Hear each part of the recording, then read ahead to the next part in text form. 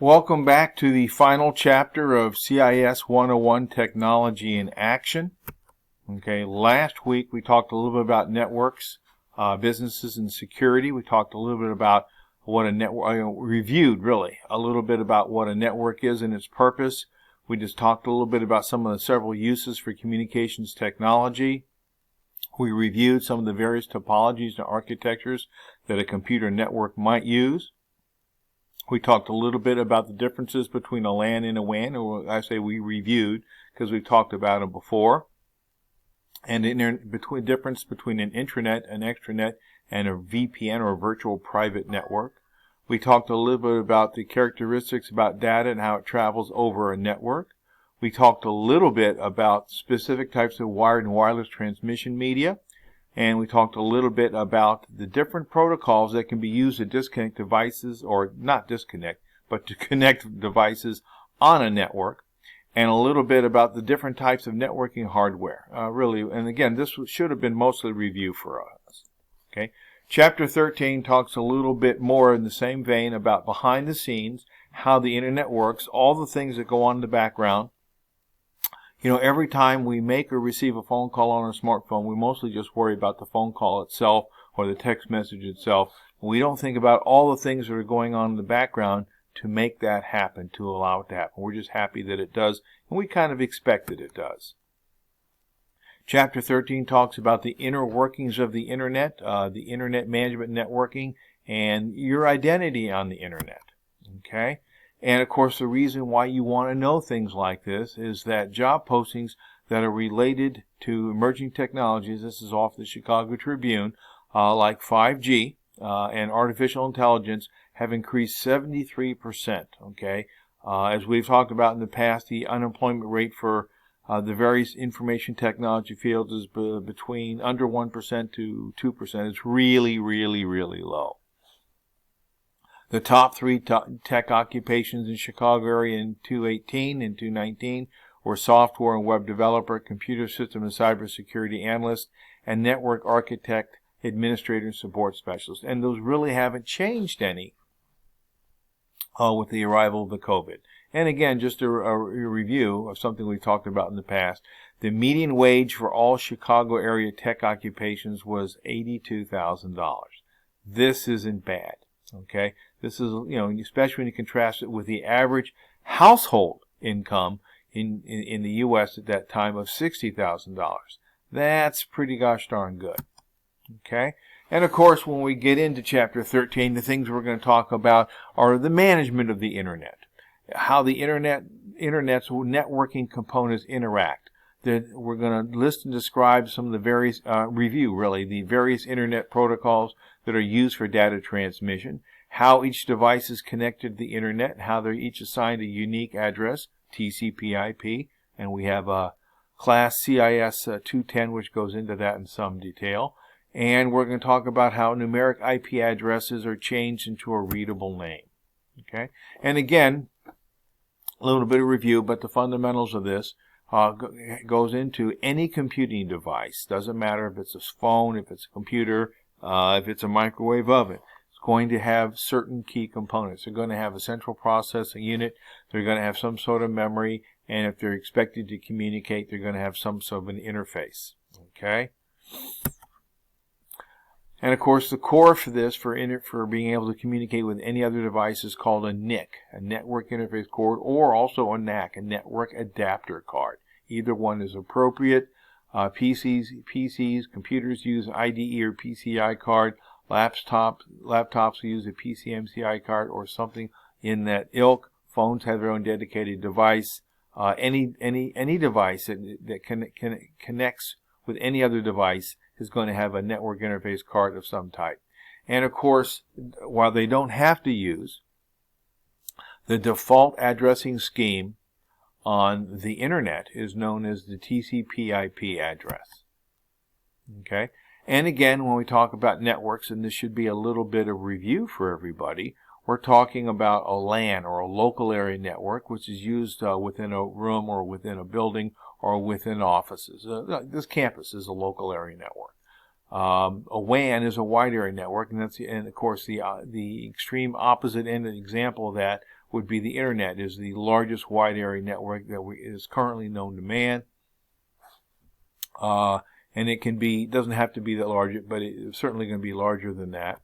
And then we also have on those devices, and this is review also, the idea that CPUs basically only know two things. They know there's ones, electricity on, with the value of electricity on is the value of 1, and electricity off has a value of 0.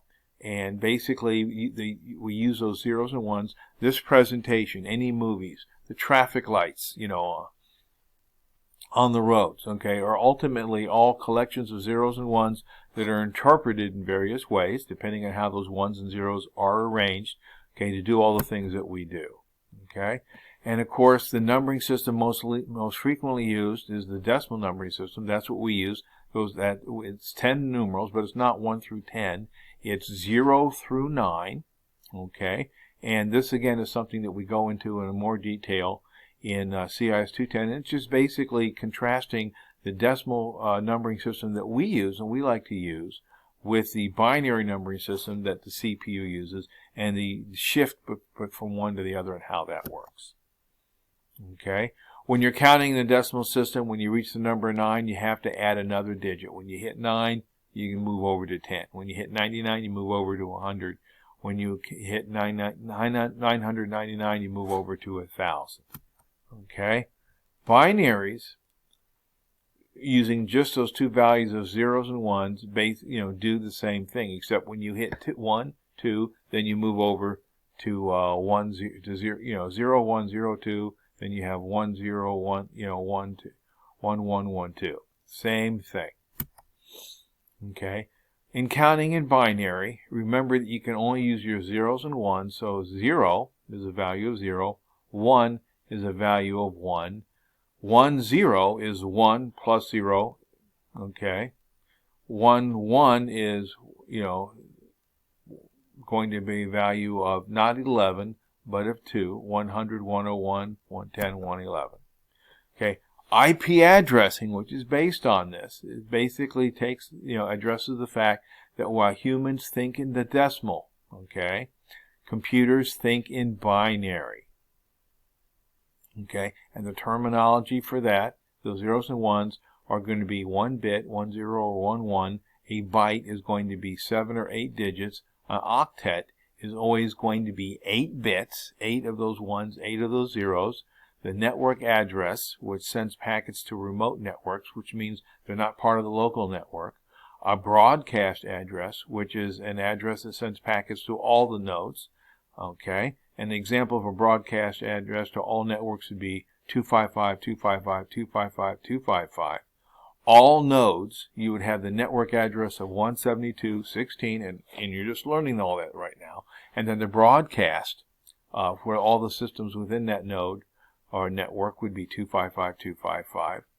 All hosts and all subnets of the host. Okay, again, you see the 255, which means just broadcasting.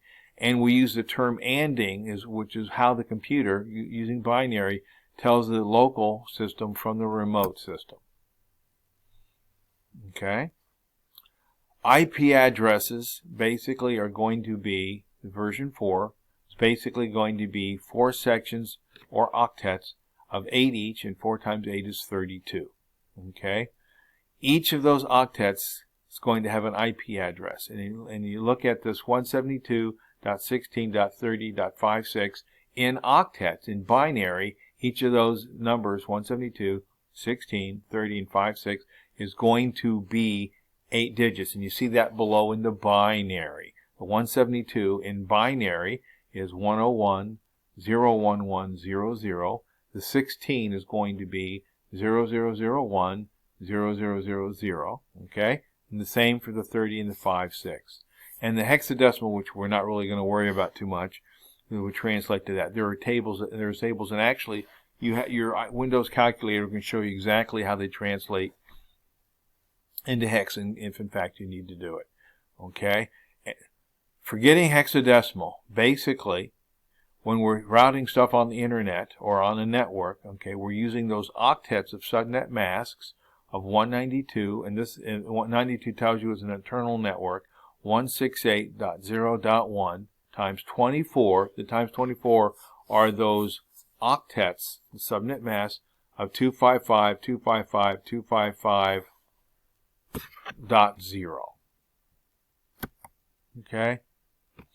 Now, the background for all that, and yes, this is a little confusing. Don't let that get to you. Okay? Just take away that IP address is going to have 4 octets.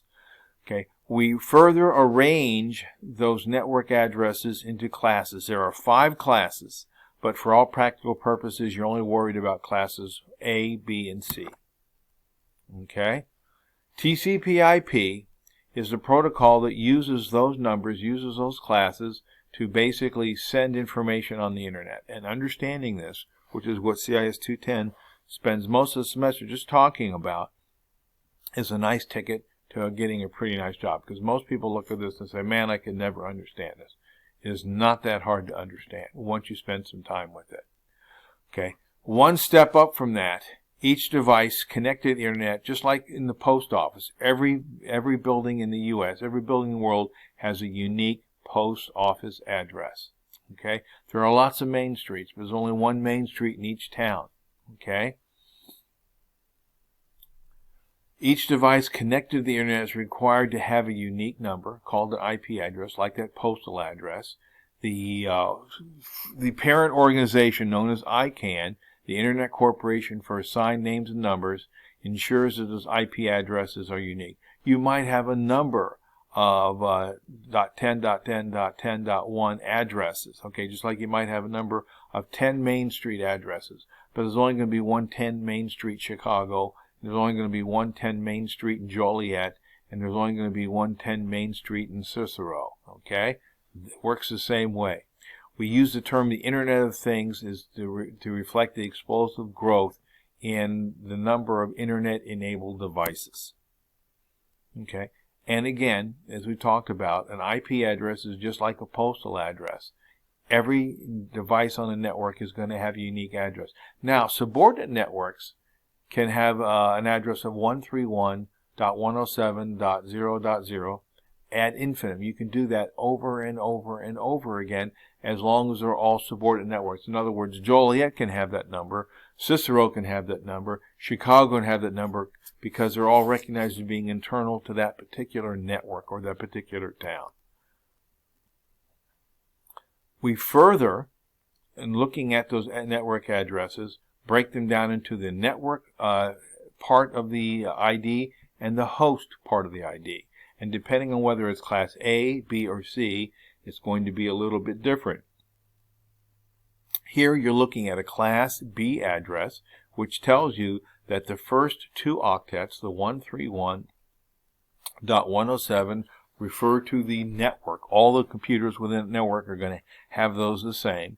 And then it's going to have a .3.24, which is the host ID. And every device within that network is going to have a different host ID to make it, to reflect the fact that it is unique. It is a unique address within that network.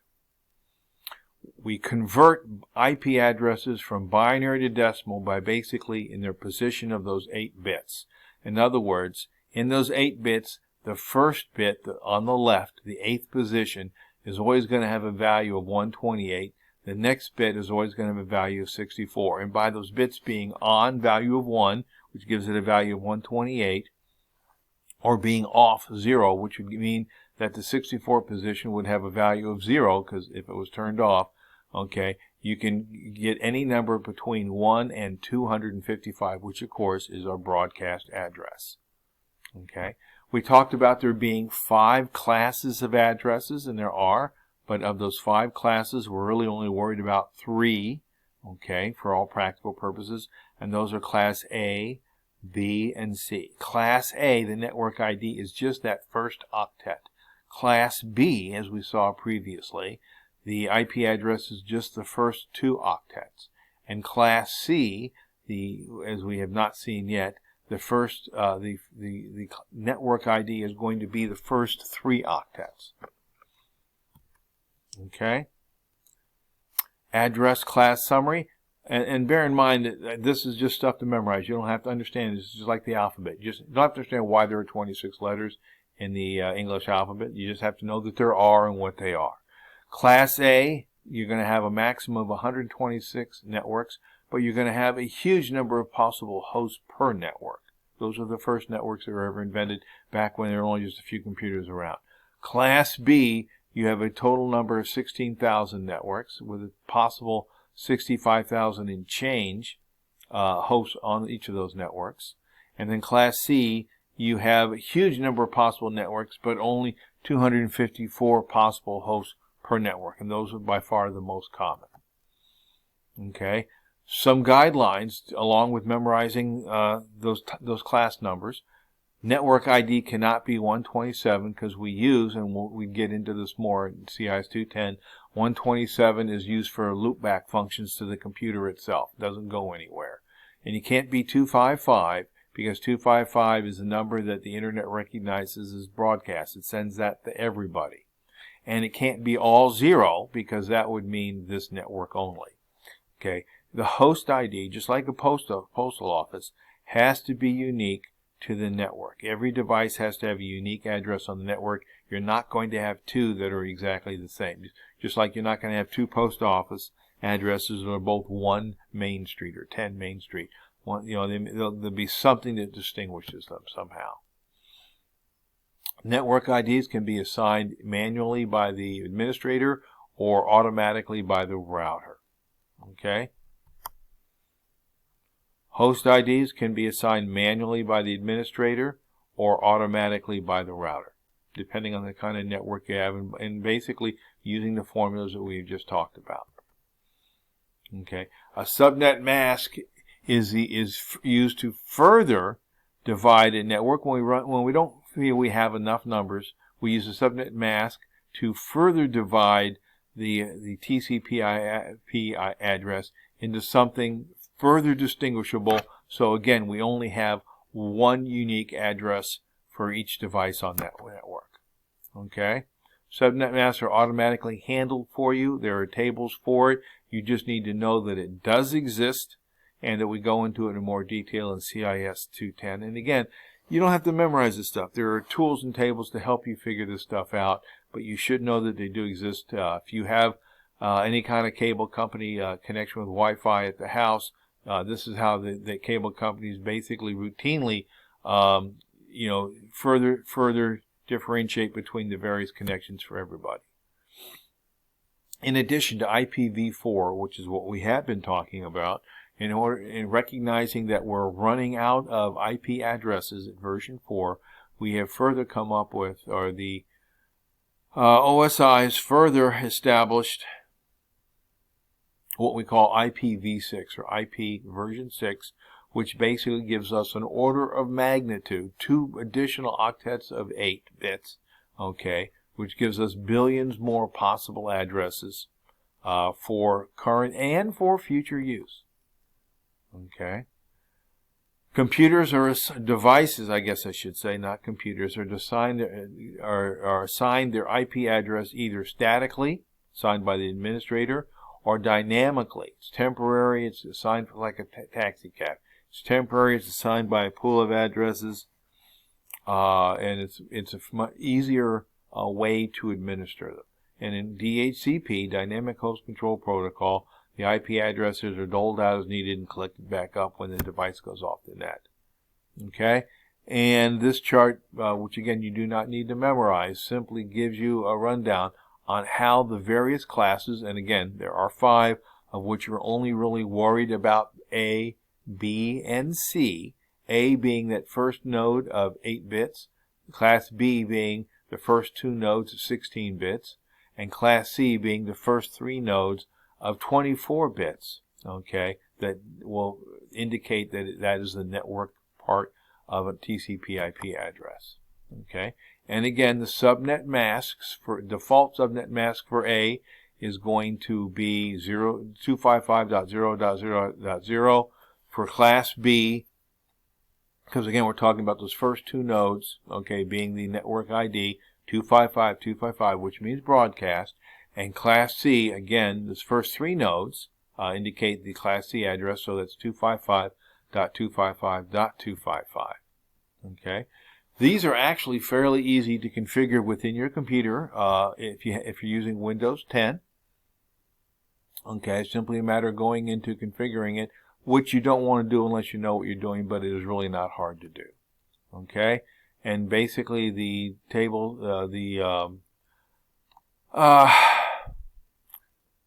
not the table, but the template allows you to go in there and either automatically acquire it from a DHCP server, or you can specifically assign your own. Okay.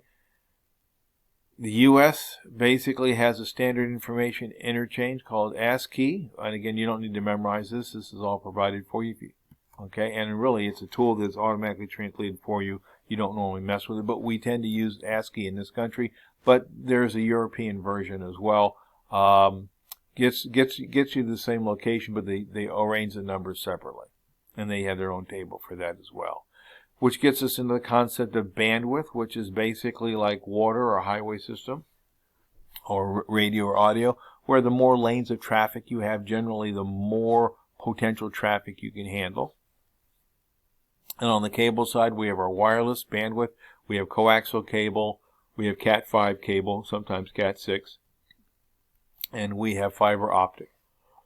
And of course, the bandwidth determines just how fast or slow, potentially, the traffic can go. These are all managed by some of the organizations that are available: the Internet Society, the Internet Engineering Task Force, the Internet Architecture Board, the Internet Corporation for Assigned Names and Numbers. We've talked about that a little bit previously, ICANN, and the World Wide Web Consortium. And I'm sorry about this.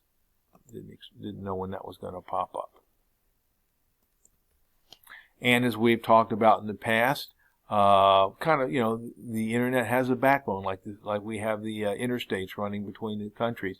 And one of the nice things about living in the Chicago area is that a number of the internet backbones go through the Chicago area because of the research universities that were part of the original effort. And if you look at it, the backbone goes through those original, research university locations, which means for us it's kind of nice, since we're not in Oklahoma or Arkansas, we can actually generally move a little bit faster than just like if you live not too far off the interstate, you can hop on the interstate, get where you're going, and then hop off the interstate. Same thing for internet backbone.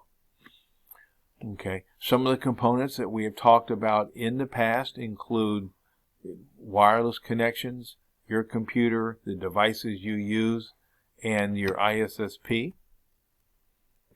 And we've talked about in the past the fact that the network follows, just like we use language to communicate. And an easy point to make in Chicago is that if you run into somebody and they don't speak your language or you don't speak their language, communication becomes much, much more difficult. Same thing with networks. And networks have standard protocols like languages they use to send and receive information. Okay?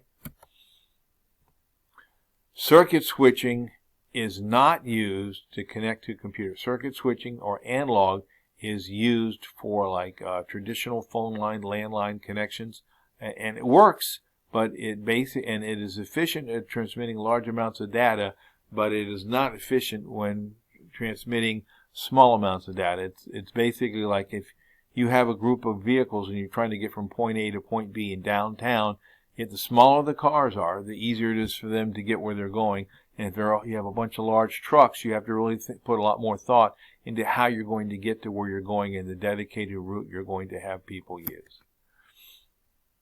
Circuit switching makes computer communications efficient because essentially you're dedicating a circuit for data transmission versus packet switching, where the packets, like small little Honda Fits, are just going to go any way they need to go and get to where they're going, but not necessarily in the order that you want them to, which is why we number those packets so know which one is first, second, or third. Which gets us into what we're going to talk about now, which is the variety of web development languages, server-side and client-side application software, why we use email and instant messaging, and the importance, again, as we talked about last week and back in Chapter 8, of data security and data encryption. And of course, when we talk about programming languages, the first one that comes up is HTML, okay, which is hypertext markup language. It's not a programming language per se. It is the language of the web. It is fairly easy to learn. We had that extra credit assignment for it when we were doing programming. It's a good way to get started learning how to do this sort of thing.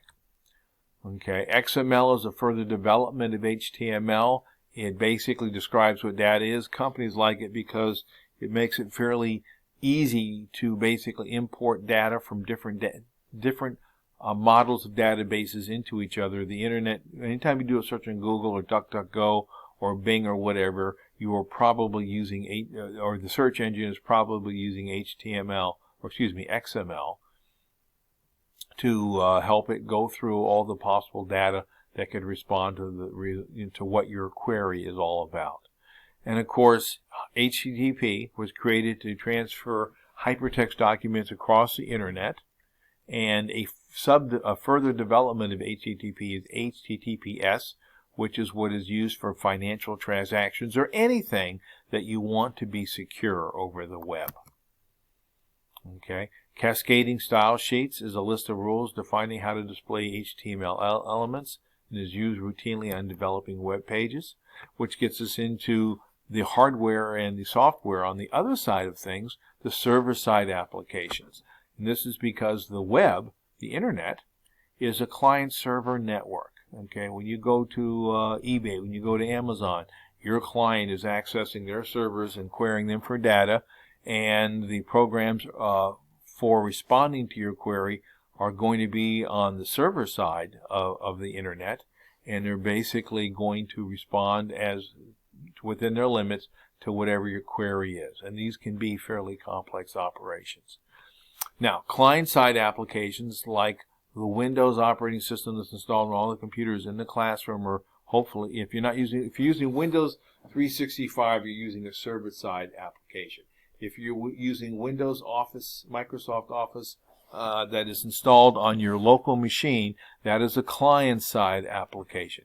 It requires no interaction with the web server. You cannot have internet and still use Microsoft Office if installed on your machine.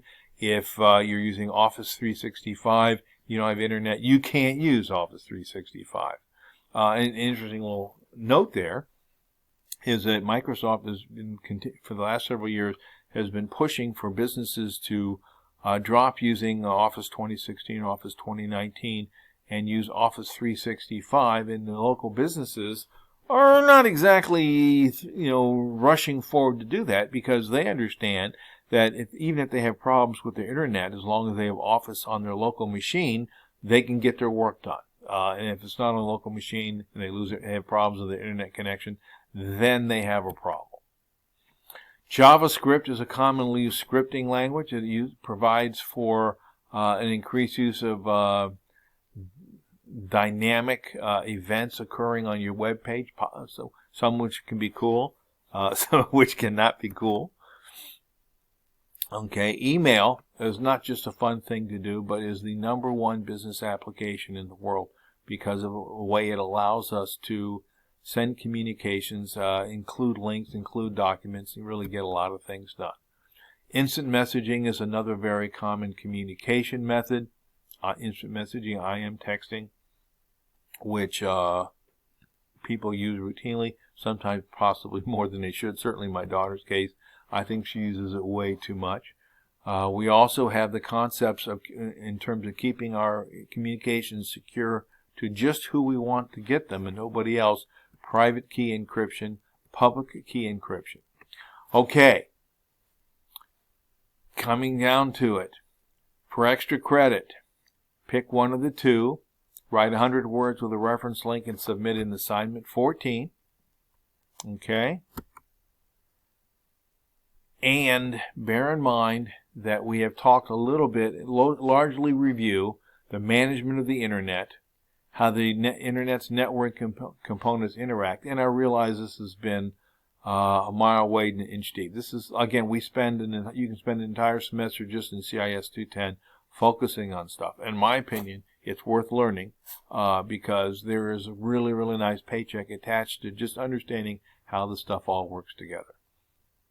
We've talked a little bit about some of the internet protocols that are used for data transmission. We talked a little bit about how devices are connected to the internet and what IP addresses are and why they have to be unique to each network. Not necessarily unique to the internet, but unique to each network within the internet. Just like you're only going to have 110 Main Street, and there's not going to be 110 Main Street in the world, but there's going to be 110 Main Street in Chicago, one in Cicero, one in Joliet, and one in Napier. Okay?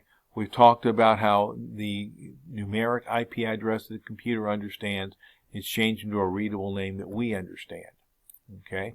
We talked a little bit about some of the different web development languages, a little bit about the concept of client-side and server-side application software, a little bit about email, and a little bit about how data encryption can help improve security. Things you want to do. Read through Chapter 13. If you want to, do Access Lab 2 as extra credit. Okay, turn it in this week. You don't have to do it. No harm, no foul. It's getting, we're starting to run out of time. The final exam is going to be next week. I'll put it up. It's going to be online. It's going to be chapters 8 through 13. There's a file for the final exam. You want to take a look at it. You want to pay attention to it. I strongly recommend that you review the material, okay, and then go take the final exam. Subject to any questions you have, that concludes this week's lecture.